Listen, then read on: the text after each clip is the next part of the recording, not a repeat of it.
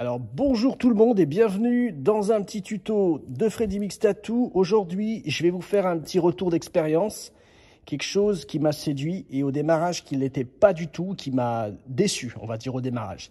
C'était d'adapter directement les machines Bishop. Donc les machines Bishop, elles sont connues, c'est le système de slide, d'accord, qui glisse. Donc toujours graisser les slides, sinon ça va chauffer et la détériorer la machine.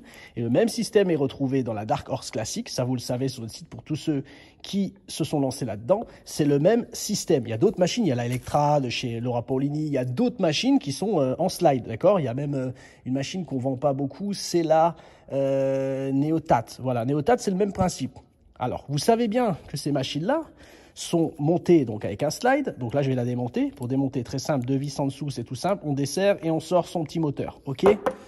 Ensuite, on a accès au slide. Donc là, du coup, on démonte son slide. Et en dessous, vous savez qu'il y a des ressorts Bishop. Donc le ressort Bishop fonctionne à la base avec des aiguilles classiques. Vous le montez, vous remontez votre slide. Vous mettez bien de la graisse entre les deux. Vous le remontez à l'intérieur. Et lui, il est vraiment rigide, comme vous le voyez. C'est hyper rigide et là vous remontez votre moteur quand c'est terminé. C'est pareil pour la Dark Horse, c'est le même système, très simple, 2 vis. Par contre vous ne serrez pas comme des cochons, vous mettez juste un petit coup de serrage, c'est juste pour bloquer le moteur, pour pas qu'il puisse vibrer et s'en aller, c'est tout. Mais vous ne serrez pas comme des cochons parce que si vous pétez le pas, je vous raconte pas la galère. Donc voilà, c'était juste la petite, on va appeler ça une aparté, d'accord? Donc, moi, j'étais en train de vous expliquer comment mettre votre fixe grip et obtenir des résultats avec ces systèmes de slide, Bishop, autres machines. Voilà. Après, en tout cas, il y a une grosse différence aussi sur les moteurs, il faut le savoir. Si vous achetez une machine, par exemple, avec un moteur, il y a des machines que vous pouvez trouver à 10-15 euros. Là, vous voyez, chez Bishop, pourquoi c'est si performant? C'est très simple, on regarde sur le moteur et on a un Maxon. Aujourd'hui, ils sont passés en Faulhaber. Faulhaber, c'est des moteurs de base chez Yann Hawk. Ils étaient en Maxon, et déjà Maxon, c'était déjà quelque chose de bien et de fort. Il y a beaucoup de machines aujourd'hui qui sont équipées de moteurs Maxon. C'est très bien parce que ça envoie de la pêche et du couple à faible voltage. C'est ça qu'on se rend compte. Et avec un petit moteur, eh ben, il y a de la vitesse, mais il n'y a pas de couple, il n'y a pas de pêche parce que il n'y a pas assez d'énergie dedans. Voilà, c'est un peu le principe des bobines de mauvaise qualité et des bobines qui tirent extrêmement fort. Voilà, donc du coup, vous avez un super résultat. Voilà, donc moi, je vous explique une chose. Quand vous prenez une Bishop classique, donc vous enlevez simplement vos aiguilles parce que vous l'utilisiez comme ça et vous montez un fixe grip pour pouvoir mettre vos fabuleuses cartouches et faire du résultat. Quand vous le faites comme ça et vous laissez la machine dans l'état où vous l'avez reçue, c'est une catastrophe. Pourquoi? Parce que le ressort Bishop là, qui est extrêmement rigide, vous le montez avec votre fixe grip et ensuite vous rajoutez une cartouche dessus. Donc ça fait double impulsion. Donc là, il y a une élasticité sur la valve. Derrière, il y a le méga ressort Bishop. Vous retrouvez avec quoi? Avec une machine qui commence à piquer au-delà de 10, 11,5. Vous voyez, c'est la limite du moteur qui, celui-là, la limite, c'est 11,5, il fume après. Et du coup, votre machine, qu'est-ce qui se passe avec quand vous mettez ce ressort rigide plus la valve, votre machine à 11 volts, elle souffre, elle arrive à peine piquée et elle s'essouffle et elle chauffe, elle commence à devenir tiède, ensuite elle chauffe de plus en plus. Et en plus, votre piquage, il est limite, il est mauvais puisqu'il y a un amorti terrible. Vous avez l'amorti de ce ressort en bas et l'amorti de la cartouche en bas. Hyper compliqué à piquer avec. Vous vous rendez compte que voilà, le tatouage, vous êtes obligé d'appuyer dessus parce que ça ne fonctionne pas pour rentrer dans la peau. Donc, j'ai fait plusieurs essais et je suis tombé sur des trucs plutôt sympas. Je vais vous expliquer. Première partie, j'ai enlevé carrément le ressort. Donc, j'ai supprimé le ressort de la Bishop, d'accord? Donc là, je vais l'enlever. Bon, je ne sais pas où il s'est sauvé, il s'est collé. C'est pas grave, on le retrouvera peut-être un jour. C'est pas, voilà, c'est juste dans les explications.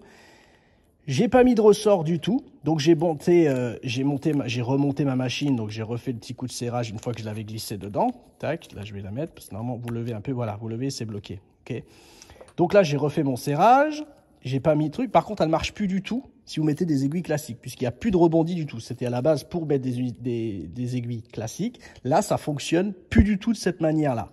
Ensuite, vous mettez votre grip à l'intérieur et ensuite, le ressort, il va être fait par cette petite valve. Donc, si vous changez de marque avec des valves plus légères, Cheyenne très dures, vous allez augmenter et trouver votre compromis sur votre machine. Donc voilà, je vous conseille d'essayer après plusieurs marques d'aiguilles pour obtenir un bon trait. Et là, la machine, elle fonctionne très bien, elle ne chauffe pas.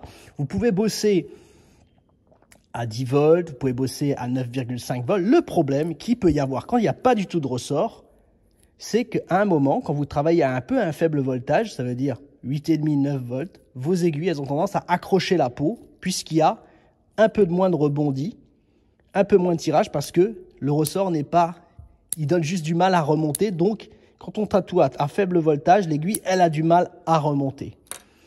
Moi, ce que j'ai fait, c'est que je me suis dit, on va faire un petit truc. J'ai mis un ressort, vous savez, les ressorts de l'époque des styles de style.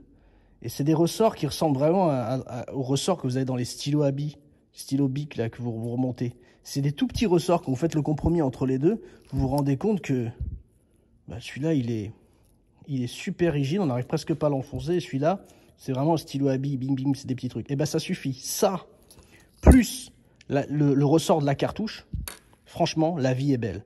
Donc, vous mettez ça dedans. Voilà, j'ai fait des essais. Du coup, mes bricolages, je tatoue à 9 volts, je fais du point, à 9,5, 10, je peux faire des super traits, j'ai pas de problème, c'est juste génial. Voilà, c'est un partage d'expérience que j'ai pu vous faire dans cette petite vidéo. Ensuite, les Bishop, elles sont super bien faciles à remonter, donc pas trop de serrage et pas mal de graisse. N'oubliez jamais d'en mettre, même trop, c'est pas très grave, c'est mieux que pas assez. Il faut toujours en mettre là-dedans, d'accord ?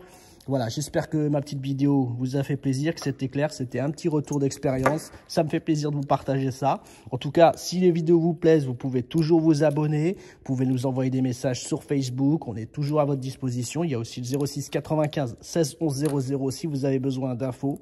Je vous remercie encore à tous d'être là et je vous dis à très bientôt. C'est Fred, c'est Freddy Mix Tattoo et je vous dis à bientôt. Bye.